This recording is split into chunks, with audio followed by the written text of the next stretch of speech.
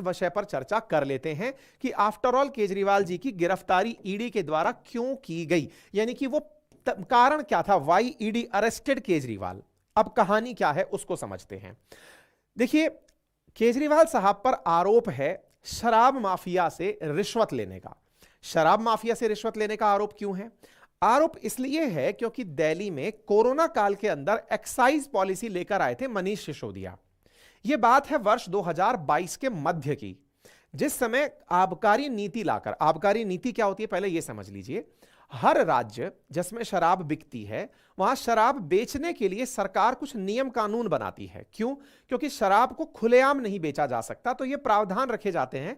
शराब को बेचते समय सरकार की मंशा ये होती है कि हम शराब इसलिए बिकवा रहे हैं ताकि जो एडिक्ट लोग हैं वो अपने शरीर को नुकसान ना पहुंचा लें, और जब वो कोई इतना जबरदस्ती मरा ही जा रहा है तो उसको हम शराब उपलब्ध कराएं, तो उपलब्ध कराकर उससे हम राजस्व अर्जित कर लें। अब देश में जितने भी राज्य और यूनियन टेरिटरीज हैं उनके राजस्व का बहुत बड़ा स्रोत अब एक्साइज है। चाहे आप किसी भी राज्य को उठाकर देख लीजिए, राजस्थान, उत्तर प्रदेश, दिल्ली, कहीं भी उठाकर देख लीजिए, यहां पर दारू के ऊपर लगा हुआ टैक्स सबसे बड़ी कमाई माना जाता है, एक्साइज टैक्स के नाम से, जैसे आप जानते हैं।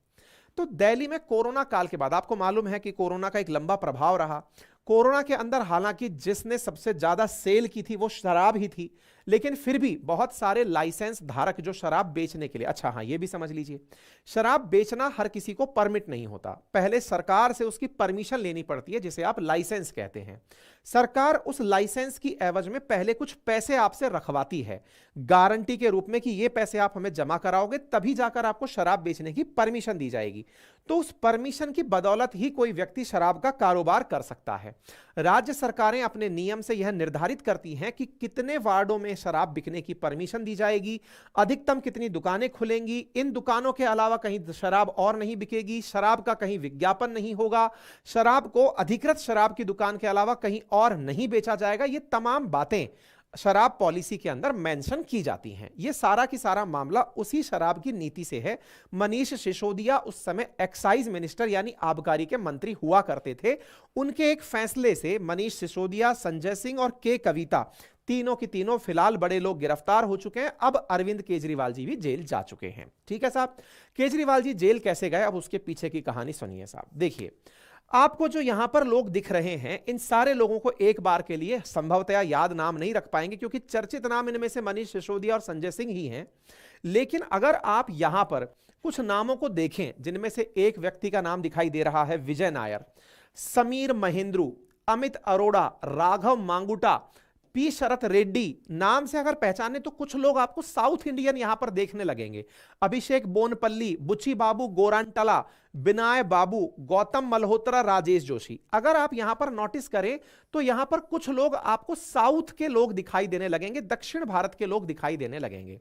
अब आपके दिमाग में एक बड़ा प्रश्न बनने लगेगा, दक्षिण भारत के लोगों का दिल्ली में क्या कनेक्शन है? अब उसे थोड़ा सा समझते हैं।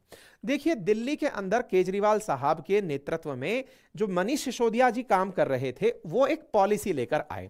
17 नवंबर 2021 में दिल्ली सरकार ने राज्य के अंदर नई शराब नीति लागू करी, जिसमें शहर को यानी पूरी दिल्ली को 32 जोन में बांट दिया गया। हर जोन में ज्यादा से ज्यादा 27 दुकानें खुलनी थी। इस प्रकार से कुल मिलाकर 849 दुकानें खुलना निर्धारित हुआ। दिल्ली की जो नई सरकारी नीति बनाई गई, इसमें दुकानों को सभी को प्राइवेट कर दिया गया। इससे पहले क्या होता था कि दिल्ली की शराब की दुकानों में 60% दुकानें सरकारी होती थी यानी सरकार चलाती थी और 40% दुकानें प्राइवेट होती थी। अब जब नई पॉलिसी को लागू कर दिया गया तो इसकी वजह से 100% दुकानें दिल्ली में प्राइवेट हो गई और सरकार ने इसके पीछे तर्क दिया कि इसकी वजह से हमें 3500 करोड़ रुपए का अतिरिक्त राजस्व प्राप्त होगा। सरकार दुकान ना चला के प्राइवेट लोगों से कह रही है कि वो चला लें और इससे हमें राजस्व की प्राप्ति होगी। सरकार ने लाइसेंस की फीस भी कई गुना तक बढ़ा दी। जिस L1, यहां पर दो प्रकार की दुकानें चलती हैं, L1 और L7। एक है होलसेल में दुकान बेचने वाला और एक है रिटेल में दुकान बेचने वाला, सामान बेचने वाला। तो L1 की लाइसेंस फीस पहले ठेकेदारों को जहां 25 लाख रुपए देनी पड़ती थी, नई शराब नीति लागू होने के बाद उसे 5 करोड़ रुपए कर दिया गया। और इसी तरह अन्य कैटेगरी के अंदर भी लाइसेंस की फीस में काफी ज्यादा बढ़ोतरी कर दी गई। अब इसको थोड़ा आसान भाषा में समझिए। शराब दो प्रकार से बिकती है। कैसे? एक आम व्यक्ति गया, जाकर के शराब की दुकान से शराब ले आया, लेकिन कुछ आपने बड़े बड़े मॉल टाइप से खुले देखे होंगे, कुछ बड़े बड़े बल्क में डील करने वाले लोग होते हैं, उन्हें हम लोग होलसेल कहते हैं, यानी कि एक बार में इकट्ठा माल ले जाओ, एक बोतल नहीं ले जाओगे। तो यहां पर दो प्रकार के डिस्ट्रीब्यूटर बनाए गए, एक L1 वाले और एक L7 वाले। एक वो थे जो रिटेल में बेचते थे, एक वो थे जो डिस्ट्रीब्यूटर थे। डिस्ट्रीब्यूटर्स यानी बल्क में जो सामान बेचेगा, पहले तक बल्क में सामान बेचने का लाइसेंस 10 लाख रुपए में मिल जाता था। केजरीवाल साहब ने इसको 5 करोड़ रुपए में कर दिया। वहीं जो रिटेल में बिकने वाला 8 लाख रुपए का लाइसेंस था, वो बढ़ा करके 11.25 करोड़ में कर दिया। यानी कि अगर आप प्राइजेस में बढ़ोतरी देखें तो कितना प्रतिशत यहां पर वृद्धि कर दी गई, इससे आप अंदाजा लगाकर देखिए कि अच्छा। और इंटरेस्टिंग बात है कि जब इस प्रकार से करके आपने 850 दुकानें खोल दी हैं, तो निश्चित ही इससे आपको लाभ होगा। तो सरकार को इससे लाभ हुआ।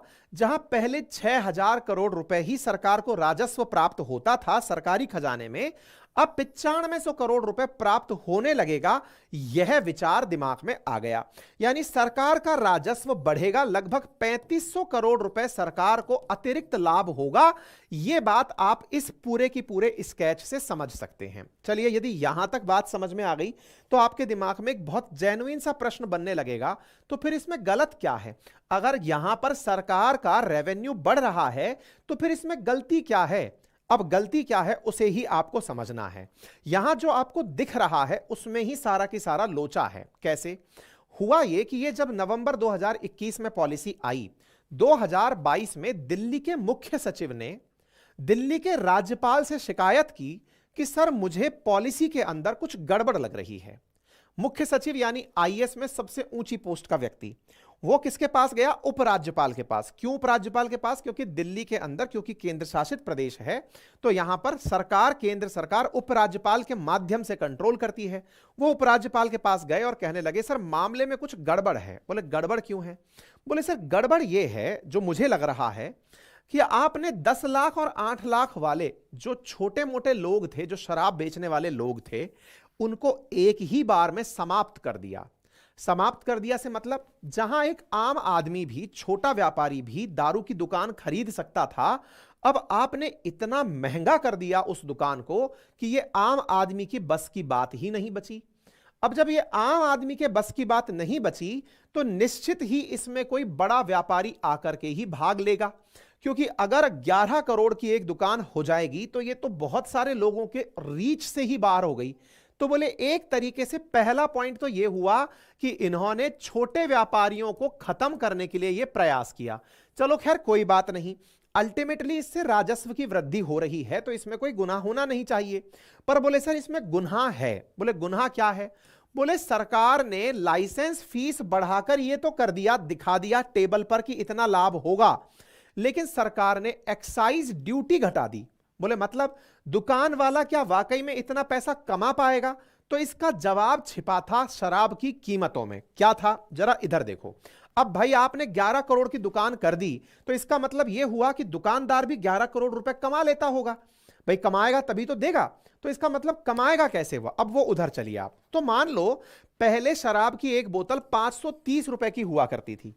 530 रुपए की जब बोतल हुआ करती थी पुरानी शराब नीति में, तो व्यापारी को उसमें मात्र 33 रुपए का मुनाफा हुआ करता था और सरकार को 329 रुपए टैक्स प्राप्त होता था। शराब की दुकान पे से अगर आपने शराब खरीदी है तो लगभग 60% सरकार का मुनाफा होता था। वहीं नई शराब नीति जब आई तो सरकार ने यहां पर खेला कर दिया। क्या कर दिया?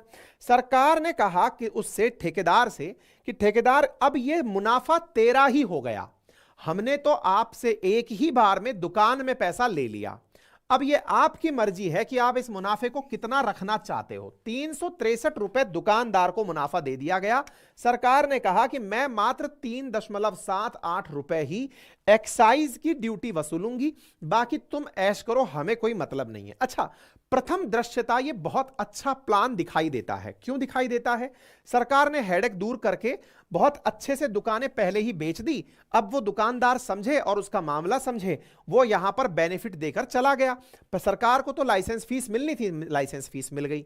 लेकिन अब चूंकि ये काम हुआ तो यहां पर बहुत सारे लूपहोल्स आने लगे। क्या लूपहोल्स आने लगे? चूंकि छोटे कारोबारी इसमें इन्वॉल्व नहीं हो सकते थे, तो एक बड़े कारोबारियों का ग्रुप आने लगा और उस बड़े कारोबारी का नाम था साउथ ग्रुप। अब यहां पर जो एक ग्रुप एंट्री किया वो था साउथ ग्रुप। दक्षिण भारत के नाम पर एक ग्रुप रजिस्टर्ड था दिल्ली के अंदर, जिसने बड़ी संख्या में यहां दुकानें उठाने का निर्णय किया कि अब यह मामला सारा अपन संभाल लेंगे। अब चूंकि सरकार ने कह दिया है पैसा अधिकतम आप ही को कमाना है, तो इन लोगों ने दुकानों की सब लेटिंग कर दी, यानी कि ब्रांचेस खोलना, विज्ञापन करना, शराब को बहुत आसानी से गली मोहल्लों में उपलब्ध कराना। जहां पहले वार्ड में 2 दुकानें खोली जा सकती थी तो उन्होंने ब्रांचेस और डाल दी। बोले हम तो इतना पैसा देकर आए हैं तो हम तो भरपूर लाभ कमाएंगे, हम अपनी तरफ से फ्री हैं। बोले साहब इसमें भी चलो कोई बात नहीं, इसमें घोटाला कहां छिपा है, हमको तो यह समझ नहीं आ रहा है। सरकार का तो अल्टीमेटली फायदा ही हुआ है ना, घोटाले की कहानी क्या है? तो अब घोटाले की कहानी क्या है उसको समझते हैं। देखिए, अगर आप इस न्यूज को ध्यान से देखें तो नवंबर 2021 में लाई गई पॉलिसी को जुलाई 2022 में वापस ले लिया गया। मतलब सरकार ने कहा कि हम इस पॉलिसी के आधार पर काम नहीं करेंगे। विचार कीजिए, नवंबर 21 में आप पॉलिसी लाए हो और जुलाई 22 में आप पॉलिसी को हटा रहे हो। तो यहां पर 2 प्रकार की बड़ी घटनाएं हुई। जिसने दुकान पहले पैसे देकर खरीदी है वो निश्चित ही इस बात से खफा होगा कि मैं इतना पैसा दे चुका हूं आपको, अब आप पॉलिसी हटा रहे हो, मैंने इतना धंधा विकसित कर लिया तो मेरा तो नुकसान हो गया। अब लेकिन इस पर सवाल उठने शुरू हुए कि सरकार ने यह सारा काम क्यों किया।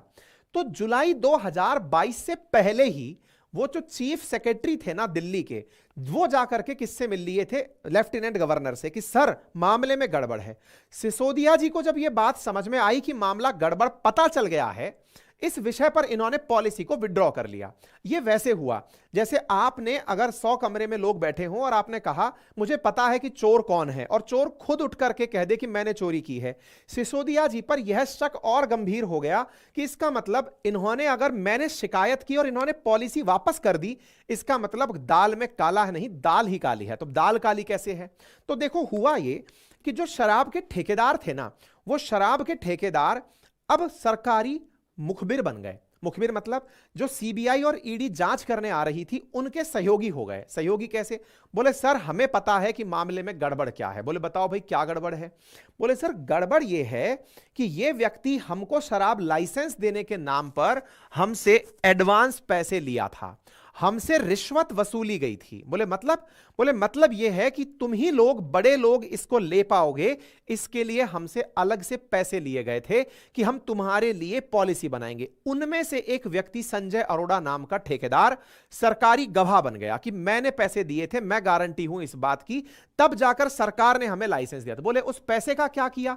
बोले उस पैसे का जो 22 के अंदर पंजाब में इलेक्शन हुआ था ना, उस इलेक्शन की फंडिंग करने के लिए जो केजरीवाल जी हैं, इन्होंने अपने जो मीडिया चीफ हैं उनको कह के कहा था कि ये मेरा लड़का है अय्यर करके, बोले इसको पैसे दे दो। तो इस प्रकार से इन लोगों ने ठेके लेने की एवज में हमसे पैसे लिए थे। अब ये साउथ ग्रुप की कहानी क्या है? देखिए, तेलंगाना के जो सीएम हुआ करते थे चंद्रशेखर राव, उनकी बेटी है के कविता, हाल ही में वो भी गिरफ्तार हुई हैं। और उनकी क्या कहानी है? के कविता जी ने साउथ ग्रुप की लॉबिंग की थी केजरीवाल जी से बात कराने के लिए कि केजरीवाल जी, साउथ का एक ग्रुप है जो दिल्ली में आकर के दुकानें लेना चाहता है। तो बोले फिर? बोले आप उनको दुकानें दे दो, ये आपको ऊपर से जो पैसा होगा वो दे देंगे। अब आप कहेंगे ये तो केवल कयास ही हैं। अगर कह रही हैं आतिशी जी आकर मीडिया के सामने कि पैसा है कहां, दिख कहां रहा है पैसा, अरे वो पैसा तो इलेक्शन में खर्च हो गया। यही तो बात कही जा रही है कि पंजाब के इलेक्शन में दिल्ली के अंदर ये जो रिश्वत का पैसा आया था वहीं गया। तो इस प्रकार से लगभग 260 करोड़ रुपए इस पॉलिसी के अंदर से निकाल करके शुरुआती टोकन मनी के रूप में ही दे दिया गया था। यानी उन ठेकेदारों ने जब छोटे मोटे ठेकेदारों को खत्म कर दिया, तो बड़े ठेकेदार अपनी तरफ से सरकार को पैसा पकड़ाकर फंडिंग कर दिए चुनाव में कि लीजिए सर चुनाव लड़िए आराम से। ठीक है, अब यहां पर एक बड़ा सवाल बनकर आया कि लेकिन इससे भी सरकार का तो फायदा ही हुआ। एक तरफ से तो सरकारी राजस्व बढ़ रहा है और दूसरी तरफ से चुनाव की फंडिंग भी हो गई। ये तो आम के आम और गुठलियों के दाम हो गए, पैसा किसी को मिला नहीं, तो फिर करप्शन कैसे हुआ? करप्शन नियति के अंदर ऐसे हुआ कि यहां पर उन ठेकेदारों को लाभ पहुंचाने के लिए सरकार के द्वारा, आम आदमी पार्टी के द्वारा जो अभी बढ़ाकर फीस दिखाई गई थी, इस फीस में मध्य में चल के राहत दे दी गई। यानी पहले तो छोटे कारोबारियों को खत्म किया गया, बड़े कारोबारियों को धंधे में लाया गया, बड़े कारोबारियों को धंधे में लाने की रिश्वत ली गई, ऐसा ईडी का आरोप है। रिश्वत लेकर के और उन्हें सरकारी तरह से बेनिफिट दिया गया। कैसे? उनसे बाद में यह कहा गया कि आप कोरोना के कारण चूंकि सेल्स कर नहीं पाए हो, कोई बात नहीं, थोड़ा कम पैसा हमें दे दो। यानी एक प्रकार से सरकार को जो वाकई में पैसा मिलने वाला था 9500 करोड़, वो मिला नहीं। वो पेपर्स में ही दिखाया गया कि इतना पैसा मिलेगा, वो मिला इसलिए नहीं क्योंकि सरकार बीच में उनसे कहने लगी कोई बात नहीं, आपने ऑलरेडी बहुत महंगी दुकानें उठा ली हैं, इनको चलने दो। कुल जमा बात यह है कि सरकारी खाते में जो पैसा वाकई में आना चाहिए था, जो सपने वाकई में दिखाए गए थे, वो पैसा भी नहीं आया। नंबर दूसरा, इस काम को करने की एवज में जिन लोगों ने रिश्वत दी थी, वो रिश्वत देने वाले लोग सरकारी गवाह बन गए। सरकारी गवाहों को पकड़ के ईडी ने जब तार से तार जोड़ने शुरू किए तो इन तारों में कई लोगों के नाम जुड़ते चले गए, क्योंकि भाई जिसका पैसा चला गया, बीच में पॉलिसी खत्म हो गई, वो रिश्वत भी दे चुका है, वो दुकान भी दे चुका है, उसका तो वो बीच में अटक गया। इसलिए जो लोग ठेकेदार बने हुए थे, उन्हें जो ये भयंकर घाटा हुआ, इस घाटे के चलते वो जाकर के सरकारी गवाह बन गए और उन्होंने सारे तार जोड़ दिए कि फलाने व्यक्ति से मैं तब मिला था, उस कैमरे में देख लो, उस व्यक्ति से मैं तब मिला था, उससे पूछ लो। ये सारे के सारे लोगों से पूछताछ करते करते तार जुड़ते जुड़ते पहुंच गए तेलंगाना। तेलंगाना के अंदर चंद्रशेखर राव की जो बेटी के कविता है, उनको ईडी लेकर आ गई कि मैडम आप बताओ किससे बात हुई थी। बोले केजरीवाल जी से बात हुई थी। बोले केजरीवाल जी से क्या बात हुई थी? बोले 100 करोड़ की बात हुई थी। तो ये सब बातें ईडी जोड़ करके पूरी वो बना लिया, सीक्वेंस बना लिया कि देखो यहां से पैसा घूम करके राउंड में आया है। अब ये राउंड में आया पैसा हाई कोर्ट के सामने रख दिया कि सर देखो ये रही सारी कहानी। केजरीवाल जी कह रहे हैं कि वो ईडी के सामने नहीं जाएंगे, उनको गिरफ्तारी से राहत दी जाए। बोले सर आप ही बता दो ये रहा पैसा, पैसा कहां है? अच्छा, अब आम आदमी पार्टी का कहना यह है कि पैसा है कहां। ऑब्वियस सी बात है, आपसे यही तो कहा जा रहा है कि रिश्वत ली है तो रिश्वत का पैसा दिखाओ। वो पैसा दिखा इसलिए नहीं सकती सरकार क्योंकि वो तो चुनाव में खर्च हो गया।